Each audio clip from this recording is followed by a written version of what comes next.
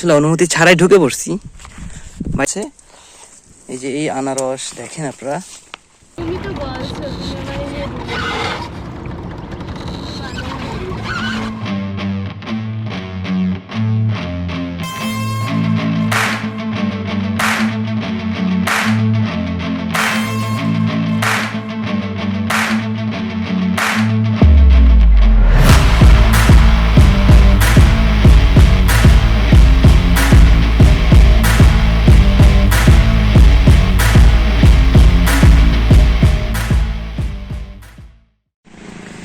Everyone, খাগড়াছড়িতে 2 দিন night stay করার পরে এখন রওনা হয়েছি রাঙামাটির পথে।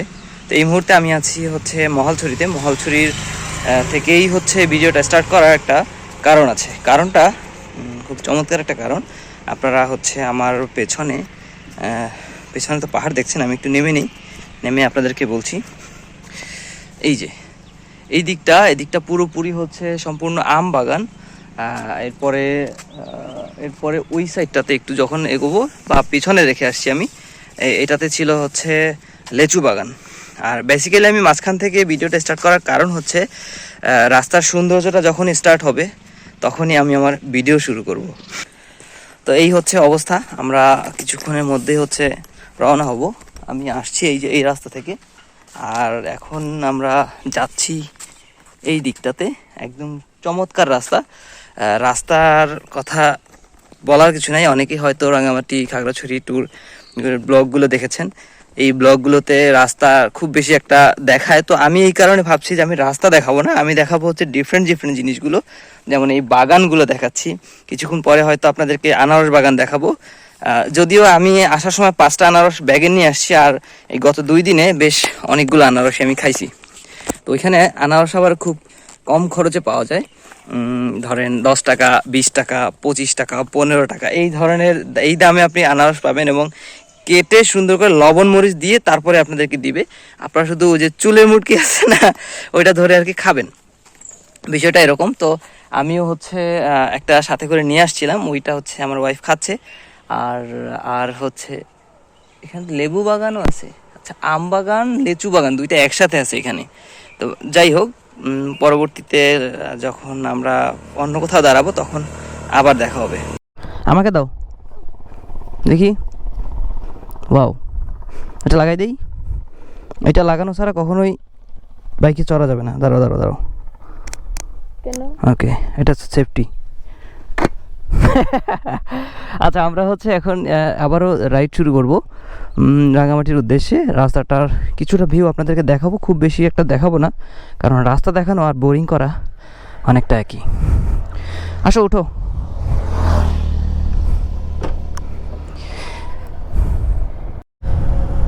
তুমি আমাকে ভালো করে ধরে রাখো।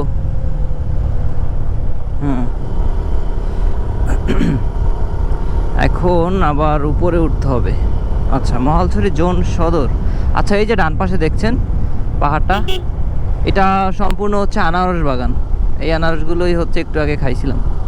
ও, আনারসটা পাকা আনারস আছে অনেক, দেখা যাইতেছে। কেউ থাকলে হয়তো খাওয়া যাইতো। বাবা, 2 গিয়ার দিছি। এই যে আনারস অস্থির লাগতেছে। এই আমি একটু দাঁড়াবো এখানে। আমি বাইকটাকে সামনে রেখে একটু পেছনে আসছি, কারণ এই যে আনারস বাগান, এটা আপনাদেরকে না দেখানোর মানে স্বাদটা আমি নিতে পারবো না। তো আমি আসলে অনুমতি ছাড়াই ঢুকে পড়ছি। বাই দ্য ওয়ে, আপনারা দেখেন এখান থেকে যতদূর চোখ যাচ্ছে এগুলো সব। তুমি আইসো না দেখবো। আচ্ছা, আসো। আনারসগুলো দেখেন আপনারা, প্রত্যেকটা গাছে আনারস আছে। এই যে এই আনারস দেখেন আপনারা, যতদূর যাচ্ছে সব আনারস আর আনারস। এগুলো পাহাড়ি আনারস। আমি জানি না আমি এখানে ঢুকছি এই কারণে আমাকে কেউ বকাঝকা করবে কিনা। এই যে আমার ম্যাডাম, সেও আসলে দেখার লোভটা সামলাইতে পারে নাই, চলে আসছে। এখানে ওই যে যতদূর যাচ্ছে চোখ, এই পাহাড়টা পুরোটাই আনারস বাগান। তো চলেন পরবর্তীতে কি আছে তাই দেখি। এই রাস্তাটায় একবার শুধু উঠি আর একবার শুধু নামি। যদিও ডিফিকাল্ট কোনো হিল এখানে এখনও পাইনি রাঙামাটি যাওয়ার পথে, যেখানে আমাকে ফার্স্ট গিয়ারে উঠতে হয়েছে, এরকম কোনো হিল পাই নাই। রাস্তাও বেশ স্মুথ। রাঙামাটি এখন হচ্ছে 45 কিলোমিটার, মহালছড়ি বান্দরবান হচ্ছে 108, মহালছড়ি 3 কিলোমিটার। তো আমরা বান্দরবানের দিকে এখন না, আমরা যাব আগে রাঙামাটি। রাঙামাটি পৌঁছানোর পরে ডিসিশনটা নেব আমরা বান্দরবান যাব কি যাব না, কারণ হাতে সময় আসলে খুবই কম। সম্ভবত আমার হাতে আর একদিন সময় আছে, এর মধ্যে আসলে রাঙামাটি ঘুরে আসা পসিবল হবে না। আচ্ছা, আমি রাঙামাটি সড়ক বিভাগের মধ্যে ঢুকে গেছি, আমাকে স্বাগতম দিয়েছে।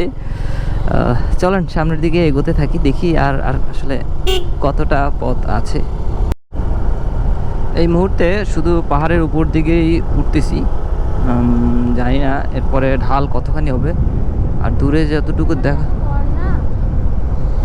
হ্যাঁ এখানে না, ওনাদের অভ্যাস হয়ে গেছে এখানে আসলে এইভাবে থাকতে।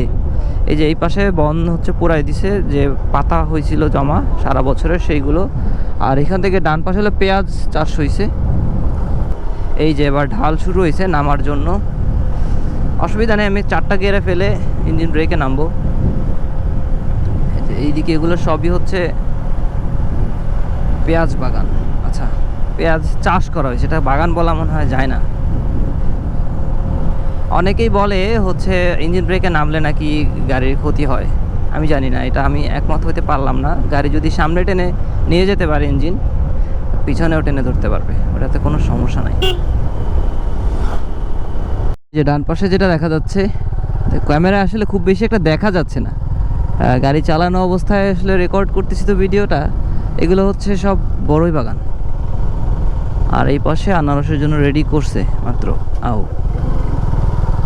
এই দিকে আবার বাঁশ, মানে এদিকে মুলি বাঁশ বলে এটাকে।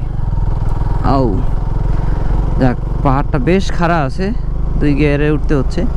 ওরে আনারস, আমার মন চাইতেছে আনারসের বাগান করি এদিকে একটা। আমি এগুলা সব চা বাগান মনে করছি, কাছে আসার পর দেখতেছি সব আনারস। বড়ই বাগান তুমি কেমনে দেখছো এত দূর? ও আচ্ছা, আমার থেকে তো তুমি বেশি দেখতে পারতেছো পিছনে বসে। কথা সত্য, এই যে আনারস, আরে বাবা। আচ্ছা, আমরা হচ্ছে একটা ছোট স্থানীয় বাজারে দাঁড়াইয়া একটু ঠান্ডা খাইলাম, কারণ বাইরে এই মুহূর্তে খুবই গরম। আর পাহাড়ের উপর তো কথাই নাই। ওকে, এবার মুভ করি। এখন মনে হয় 28 কিলোমিটারের মতো আছে।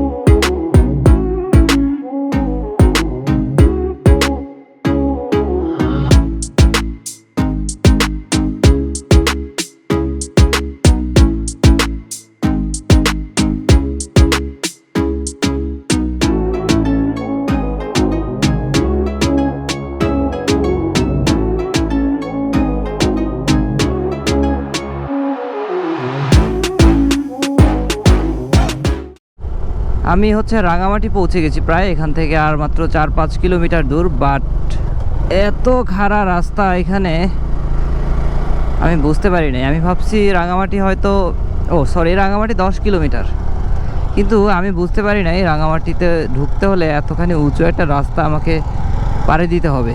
বাই দ্য ওয়ে, এতখানি উঁচু রাস্তা বিষয় না, বিষয়টা হচ্ছে আমি বুঝতেই পারি নাই। সিএনজিগুলা এখান থেকে উঠে যাচ্ছে, একদম কিছু মনেই করতেছে না, যদিও আমার বাইকেরও কষ্ট হচ্ছে একটু কম। সাজেকের মতো মনে হচ্ছে আমার কাছে, অনেকটা সেরকমই মনে হয়েছে। এই যে এতক্ষণ শুধু আমরা নামছি, এখন আবার মনে হচ্ছে যে উপরে উঠতেছি।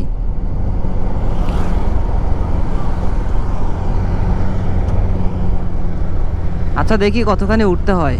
ওরে বাবা, এই ট্রাক উঠে যাচ্ছে, আমিও উঠতে পারবো। ও আচ্ছা, এখন আবার নামতে হবে বুঝছো, ওই যে রাঙামাটি শহর। চলেন শহরে ঢুকে পড়ি। আরে আরে আরে দেখি আরো কত দূর এগোনো যায়। যে ডান পাশে এবং বাম পাশে যা দেখা যাচ্ছে সবই লেকের অংশ। এখন দেখি এটা থেকে যতদূর সম্ভব সামনের দিকে এগিয়ে যাব, একটু ঘোরাফেরা করে দেন একটা হোটেল নিব, লাগেজগুলো সব কিছু রেখে তারপরে আবার ঘুরতে বের হব। সেদিক থেকে এই বোটগুলোতে করে আসলে চড়া যায় সম্ভবত। বিভিন্ন জায়গায় ব্রিজ দেখতে পাচ্ছি, দেখি সামনে আরও একটু যেতে থাকি কত দূর আছে দেখি। ঝুলন্ত ব্রিজের দিকে যাব। ঝুলন্ত ব্রিজটা সম্ভবত এইখান থেকে ডান দিকে, আমি ডান দিকে ইন্ডিকেটর দিয়ে দিই। আমি তো ভুল রাস্তায় ঢুকে পড়ছি, রুলস ব্রেক করে, বুঝতে পারি নাই। যাই হোক, এখানে কোনো পুলিশ ছিল না, দেখতে পারে নাই। আচ্ছা, এই রাস্তা হচ্ছে ঝুলন্ত bridge, 2.5 kilometre. Okay, let's go. আমার এখন এক গিয়ারে উঠতে হবে এখান দিয়া। আল্লাহ, গাড়ি এইভাবে উঠে আমার যে কি কষ্ট লাগে।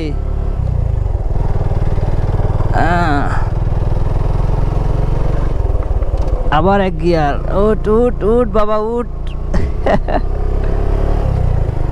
যাক, উঠলো। আমরা যাচ্ছি ঝুলন্ত ব্রিজের দিকে। যাওয়ার পথে একটা একদম মোস্ট হিল আছে, এটা উঠতেই এত কষ্ট হয়ে গেল। আমার মনে হয় আমি ব্রিজের কাছে চলে আসছি।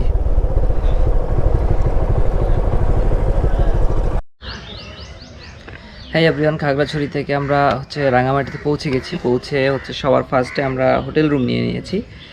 এখন চলে আসছি ঝুলন্ত ব্রিজে। ঝুলন্ত ব্রিজ দেখবো, চলেন উঠে পড়ি। তুমি কি রেডি? চলো যাই।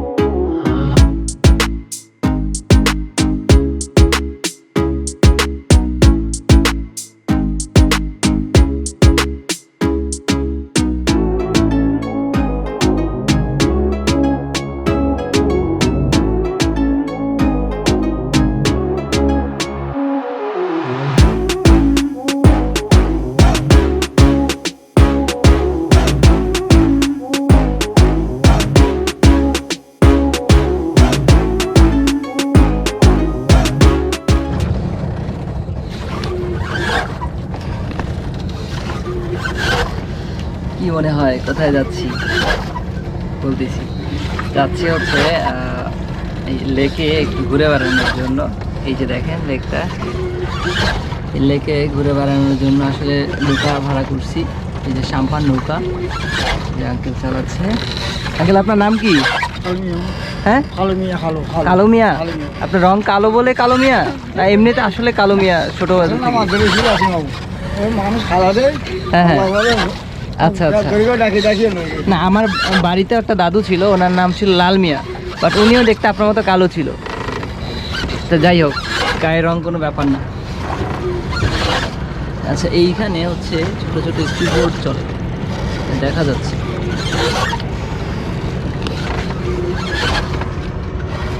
কেমন লাগতেছে তোমার?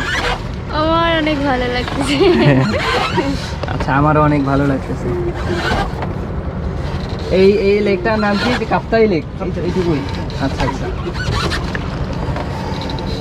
কাপ্তাই লেক রাঙামাটির জন্য খুবই গুরুত্বপূর্ণ একটা লেক, বা হ্রদ বলি আমরা এটাকে। তো এইটার থেকে প্রচুর পরিমাণে মাছ, এটার আশেপাশে থেকে প্রচুর পরিমাণে ফসল ঢাকা পর্যন্ত যায়। এই জন্য এটা আমাদের রাঙামাটির জন্য খুবই গুরুত্বপূর্ণ। তো দেখি মাঝখানের দিকে যাই, কতটা সৌন্দর্য মাঝখান থেকে দেখা যায়, এটা দেখে আসি। চলো।